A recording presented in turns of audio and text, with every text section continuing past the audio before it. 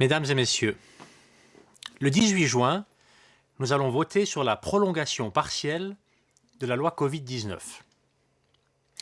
La plupart des dispositions inscrites dans cette loi ont été supprimées à la fin de l'année dernière. Mais le Parlement en a prolongé certaines jusqu'au 30 juin 2024.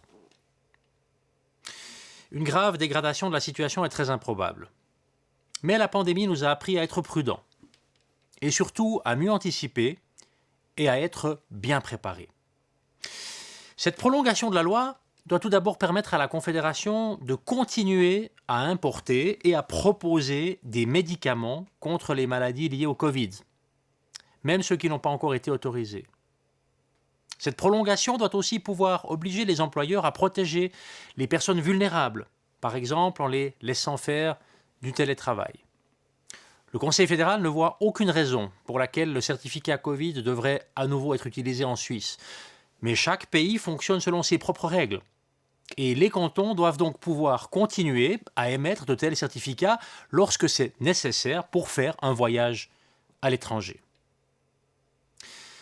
La prolongation de la loi a fait l'objet d'un référendum. Les opposants sont d'avis que la loi n'apporte rien, qu'elle cause du tort et qu'elle permet de réintroduire des mesures qu'ils jugent discriminatoires. Pour le Conseil fédéral et le Parlement, la loi Covid-19, qui a déjà été acceptée 2 fois par la population, a totalement fait ses preuves.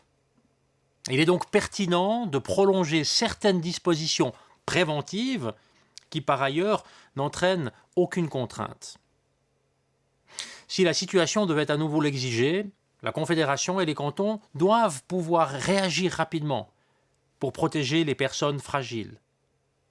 Et cela sans recourir au droit d'urgence.